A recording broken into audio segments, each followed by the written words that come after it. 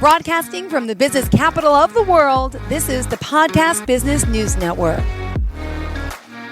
Diana Bejasa joining us, our amazing friend, our confidant, our coach, our author, our speaker, mom, wears many hats, and she's helping people, really, in short, feel better about themselves and achieve things they thought weren't possible, or maybe they just weren't sure how to get there. But she's here as her guide and has been. I can't believe this is episode 27 with her. How loud does it have to get before you finally listen? That'll be the topic. Diana, please say hello to your audience. Hi. Hi, Jill. Great to see you all. Hi. I don't know what else responded. Hi, great to see you too. So tell us, Diana, a little bit about what you do for the new timers that are tuning in.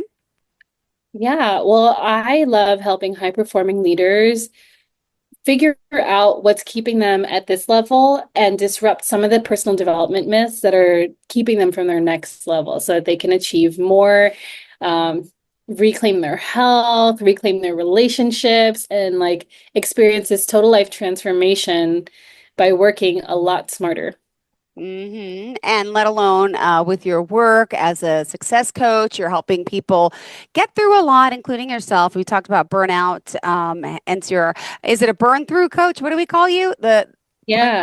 Catalyst. I am the Burn Through Catalyst speaker, and I'm a life coach. I'm an author, so I've written energy healer. I have this Manifest Your Dreams journal here.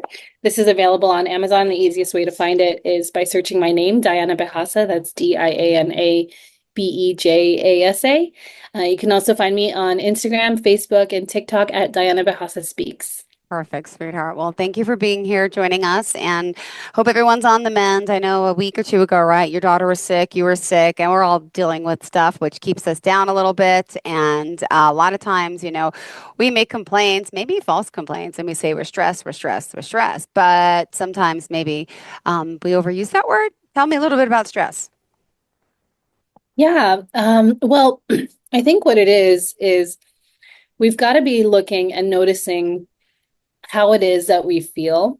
And I think that it's one of the things about calling it stress is if we're saying, is it just stress, right? As if that's, kind of like diminishing it or making it seem like it's not that big a deal.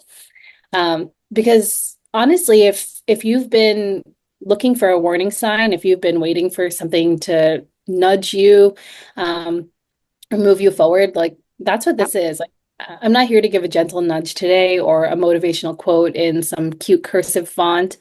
I'm here to talk to that voice inside you that's been whispering that something's off. Because when it comes to the stress, right? It's been talking to you, but you've been tuning it out, right? And now it's shouting. So I'm here to translate that because our body has been trying to get our attention. Maybe we've been pushing through the burnout, right? Doing all the things, like finding a way through, even when we don't feel comfortable, brushing it off. And why, right? Why? Because we have things to do, because we have people counting on us, because we have no time to relax or unravel. I get it. I've been there, right? I know that life, but I'll tell you, you don't have time to keep pretending that you're fine. Pretending is expensive, and we're about to break down the receipt. So like you said, we're going to talk a little bit about stress. This idea that it's just stress. It's just a busy season. Once I get through this week, I'll be fine. It never ends. Usually it keeps going and going. And it's just the way we're wording it is we're just, I think, making excuses. I don't know. Yeah. And the thing is, it could be just fine. It could just be a busy season. But what we got to check ourselves is we got to look and see, have I been saying this for months? Have I been saying this for years? Just one more week, just this busy season. I just have to get over this and I'll be fine. Yeah. Because right now, if we're still waking up tired, craving sugar, silence, or escape, if we're snapping at people that we love, if we feel more of a desire to zone out during parts of life that we used to enjoy. If we're self-medicating with Netflix or wine or protein bars or productivity hacks, none of that is actually going to fix anything. So this isn't just stress anymore. That's when we want to look and really see, maybe this is not what I thought it was, right? And really what it could be is a full body rebellion.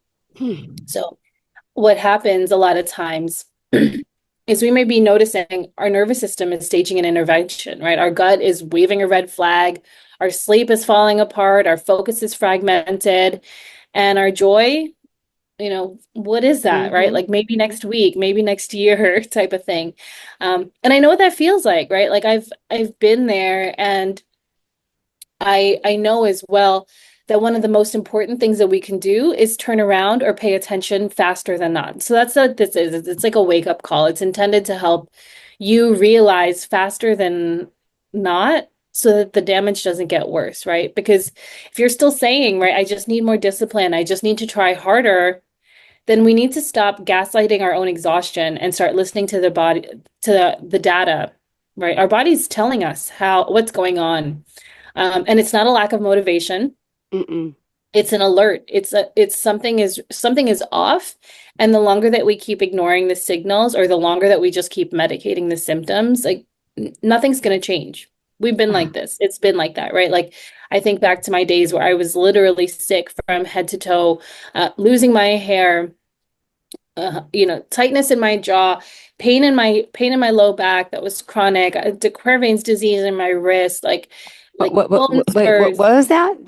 The what disease? Quervain's disease. So it's like I have like a chronic pain and like issue with my not a wrist here. carpal tunnel, like a No, it's from holding onto pans. So when gosh. I used to hold these like really heavy saute pans, and when you hold a saute pan, you hold it like this, right? And there would be like tons of food on it that I was serving or whatever. And the pressure of pushing this down so much caused like a tension here. So I have like it's a specific thing. Yeah. So anyway, that like, the plantar fasciitis, like the Taylor's bunions, like all of it, right? Like I had all these issues, and at first I was medicating one at a time. And I was going to one doctor's appointment after another where they're telling me like, oh, it's just take this medicine, just get these shots, like whatever. But everybody just fixing the symptoms isn't actually gonna help us get anywhere, right? Like you can just fix the symptoms. You can go and you can get the hair growth, shampoos and the shots to the head that'll fix that. But what about next time it happens? Right? Or like I think there's something to be said for realizing and figuring out sooner than later that this is a pattern. And when we do that, we get to decide if this is a pattern that we want to continue, right? Because a lot of times when we're just fixing the symptoms, right? It might seem like we're just avoiding the problem, but I think what we're really avoiding is the fallout. Well, it's, when you mentioned the word fallout, it makes me think of the movie. I just saw that one, by the way. Was that Ryan Gosling? What was his name? The Fallout, the fall something, Fall Guy. Anyway, it's true though, because it's bound to happen eventually, right? If you're having all of this anxiety, stress, feeling of insecurity, of doubt, of angst, of whatever you want to refer to it as, right? It's still going to be there. It's not going to go away. And there's going to come like a breaking point though, right? And that's when things can get really, really bad. But right, do most people come out of this okay, fine? Or there's something's going to happen? Something's going to happen, and it's your decision on how catastrophic it gets to be, and how much it changes your life, for the good or for the bad. So what I find a lot of times, right, is that there is a breaking point, but a breaking point can be a creation for a new breakthrough, right? So it doesn't have to be a bad thing, but it just depends on how you use it. So I've been in that place, right, where I was at my breaking point, where I was like, okay, like something is not working, right? So there's a problem. I can't keep getting sick like this, nor do I want to, right? There are people who are counting on me. There's this is important to me that I reclaim my health. It's important to me that I change my relationships. I don't want, I want to preserve them type of thing. And we got to really look and say where am I, where, instead of, because I think a lot of times when we're going to all these doctor's appointments and all those kind of things, it can kind of seem like the problem is the sickness. Yeah. And I'm inviting you to consider, like, what if the sickness isn't the problem, and what if there's something with you? And I say that gently because what I mean about that is we're not just avoiding that problem, we're avoiding that bigger fallout, right? So it's not that you don't see the signs. It's not that you have no idea something is wrong. It's that there's a part of you that's avoiding it because deep down you know what it's pointing to. You know that the schedule's not sustainable. You know that your body's begging for rest. You know that you're performing strength while quietly unraveling. So Jill, we talked about being sick last week and my daughter being sick the week before. And, it wasn't a serious sickness. It was a cough and a cold, right? But when you have a nursing baby, it takes a lot out of you. I have been running on very little sleep. So last Tuesday, when it came, when all things came to a head, I was like, you know what? I'm going to cancel the rest of my week. So for most of last week, I took time and I recovered. And I think that I say that because there was a really long time where I would have just pushed through, right? Like there's a long time where I'd be like, oh, well, it's just a cold and a cough. Like I can keep going. I don't have to stop. And the shift for me has been saying like, no, I don't want this to get worse. Because if you don't want things to continue, you got to decide and really see where it is that you can take that break. And if you don't take the short break, right? Like if I didn't just take a couple of days, where by like Friday I was feeling better, you're going to end up being forced to take a longer break, right? So it's not like you're able to really avoid what's going to happen. Yeah. It's more like you get to decide if you need a band-aid or you need like complete surgery. But what's scary about putting on the band-aid, right, or fixing the problem while it's small, is that it might mean that you have to actually change things, right? Okay. It may point to some changes that just feel uncomfortable, right? Like things like building, like what you've built your identity around, right? It might involve changing your work. It might involve changing your expectations or your roles or your responsibilities. So rather than just saying, I'm fine, right? And I get it. That feels easier than facing what might need to break down in order for that breakthrough. But you're not actually avoiding burnout. You're pushing yourself through it. And when you do that, you're actually delaying the breakthrough that you're terrified to make.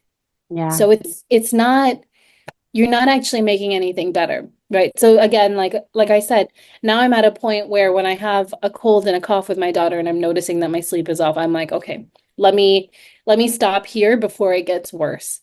Years ago, it took me till I was literally sick from head to toe before I stopped. Still working, still going, still still doing all the things. Wonder Woman, yep.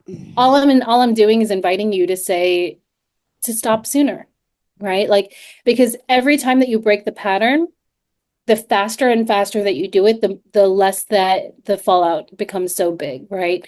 That time when I didn't listen until it was really like quite extreme, it required a complete overhaul of my entire life. Like, a new career, like I had to give up cooking, right? I couldn't do it anymore physically. I literally couldn't stand in a kitchen anymore. So something that I loved became something that like became really painful. There was such a grief and loss around that. There's just so many different things that we stand to lose if we don't just lose a couple appointments on our calendar. If we don't just give ourselves a couple days, and like I said, that issue is just going to compound. So if you don't stop now, you might need a week, you might need a month, you might need even longer, depending on how extreme you let it get.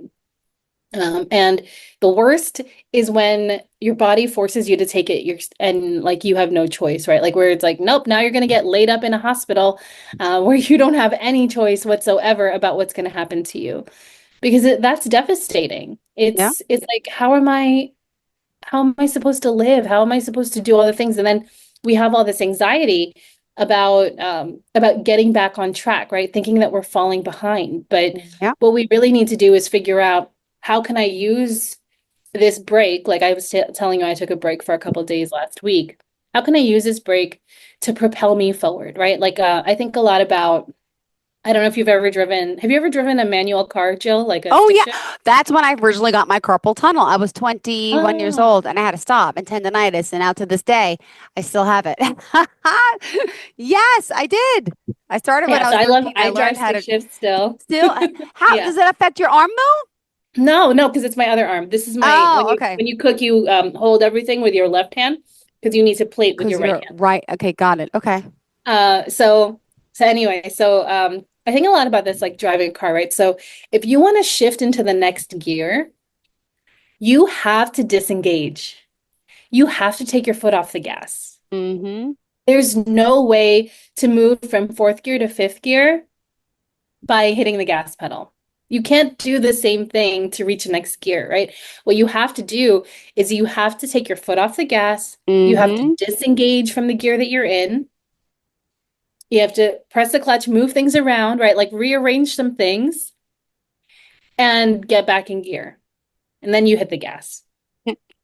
And that's how you move into the next level. That's how you, and right, like if you think about it like gears too, the next gear has more ease, right? Like you're able to go faster, easier.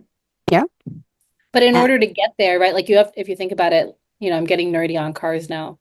What did you Like what did you you have to, what do you drive? it's a Volkswagen Jetta, Nice. stick shift. But in order to get to fifth gear, you have to grind through first gear, right, where there is a whole lot of work, right? Um, a lot of gas that's required in order to begin the momentum moving. Then you move it into second gear, third. And what I think a lot of us do is that we think that this next level of success requires more and more hard work. But once we know and have gone into first gear, we just need to continue to shift gears into something faster and easier.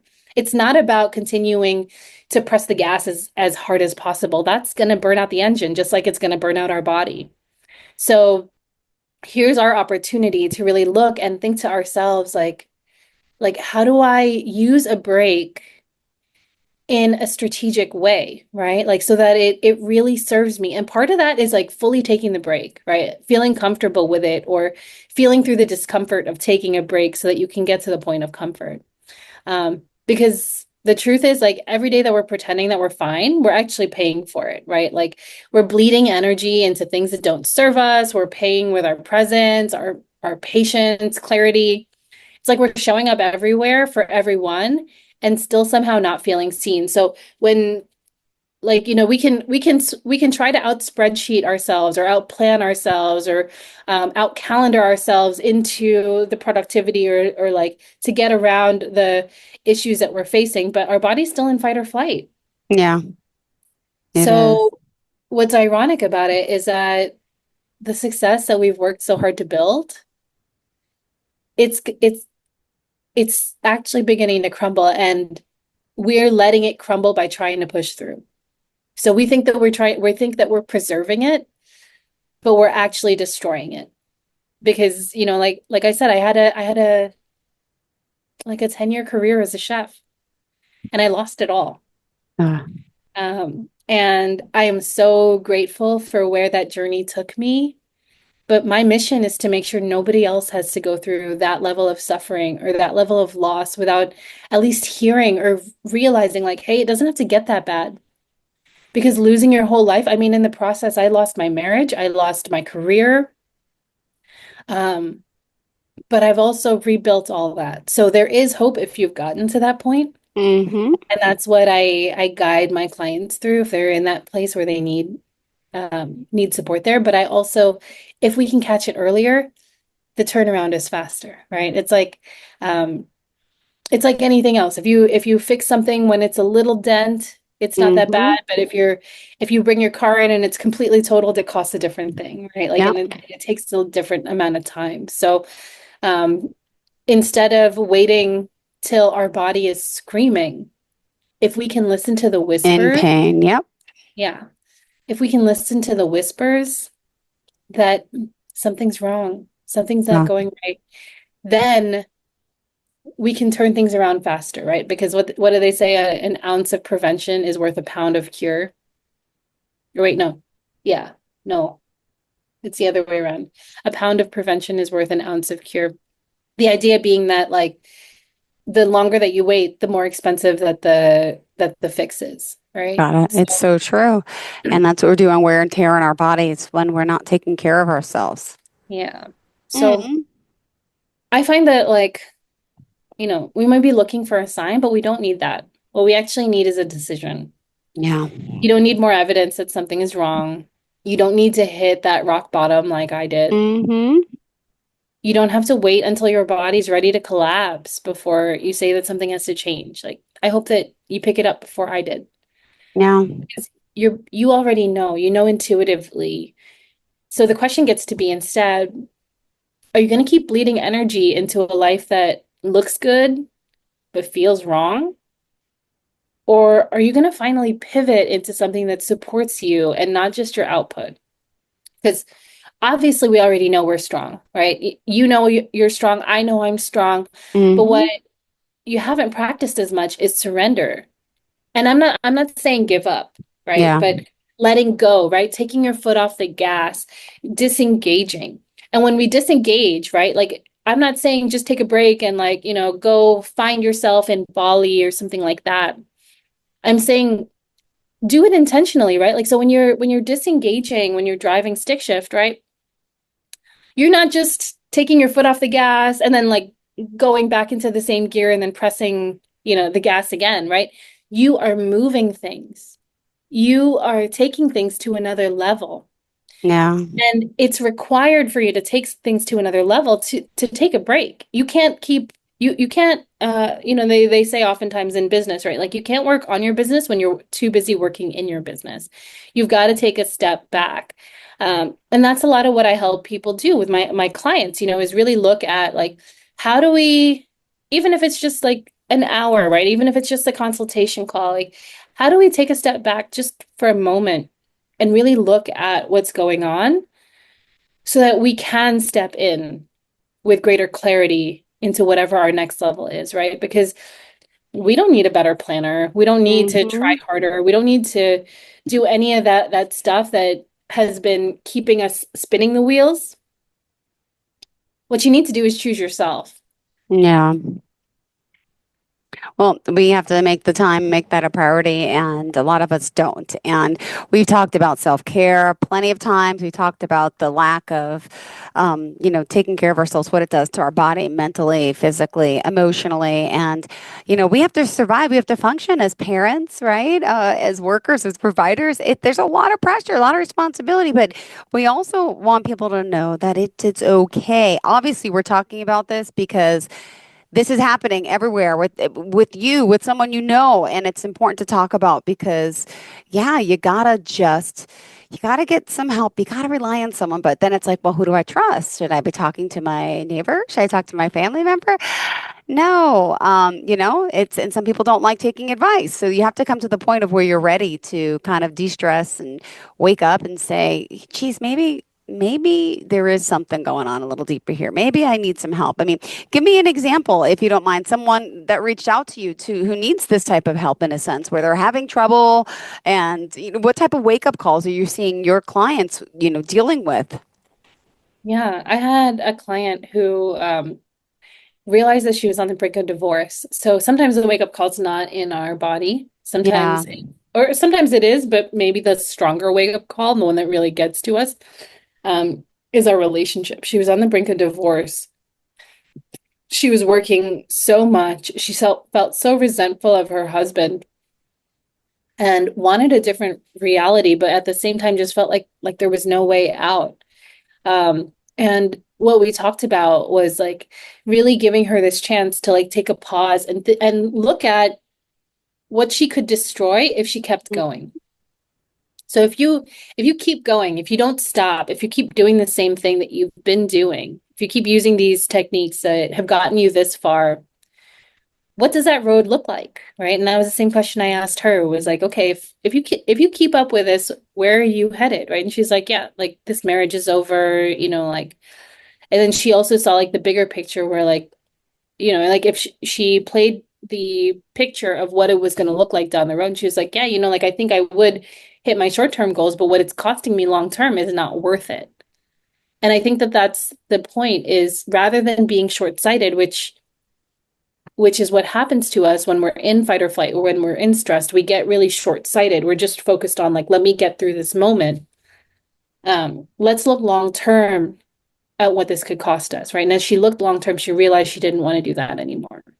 And so we got clear on what she actually really cared about, what mattered to her, her family, her husband, still continuing to do this work, but obviously realizing that doing it this way wasn't working anymore.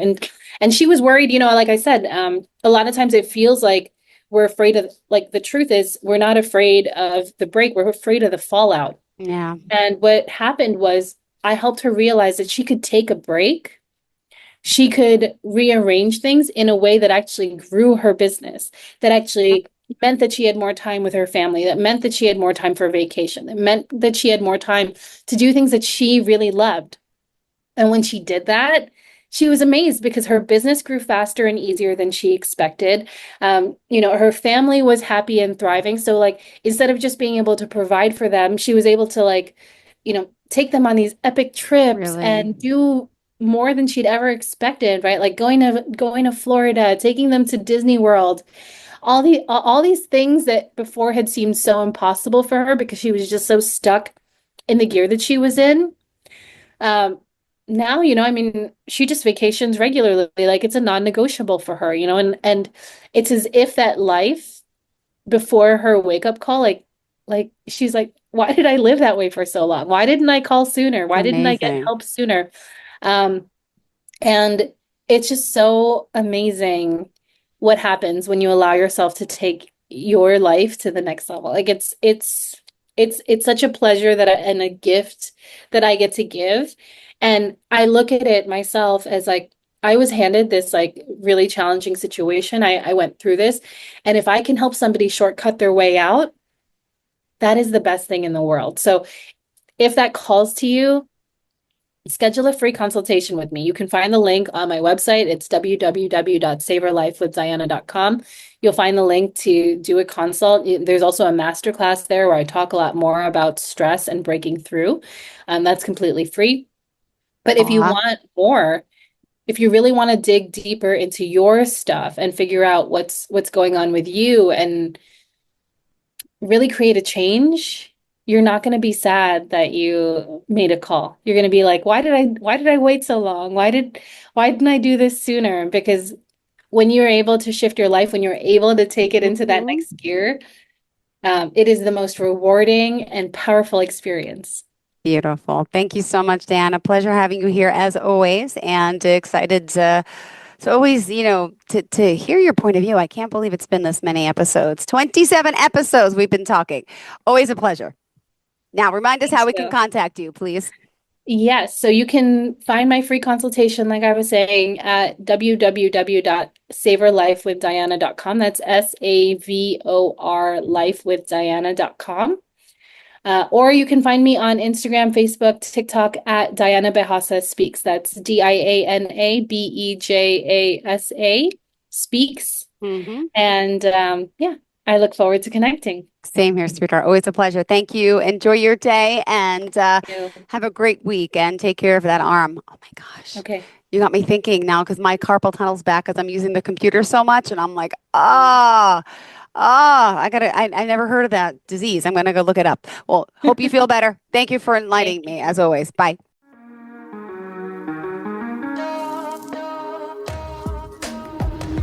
Broadcasting from the business capital of the world, this is the Podcast Business News Network. For nearly 2,000 severely injured veterans, everyday life has become filled with barriers. Day-to-day simple tasks can become pretty daunting. I have to carry my chair up 2 flights of steps or have somebody do it for me. What scares me the most is just the falling. When I'm struggling with my house, I think, to have that one great barrier just knocked down, it's crucial. Home for Our Troops is a wonderful nonprofit that builds a Mortgage-free, fully adaptive, handicap-accessible house. And there's no catch. It'll be our very first home that we've ever owned. This is a game changer. This is where your life begins again. We need you to join us in completing this important mission. Please visit hfotusa.org and help build homes and rebuild lives. Because of you, everything's going to be okay.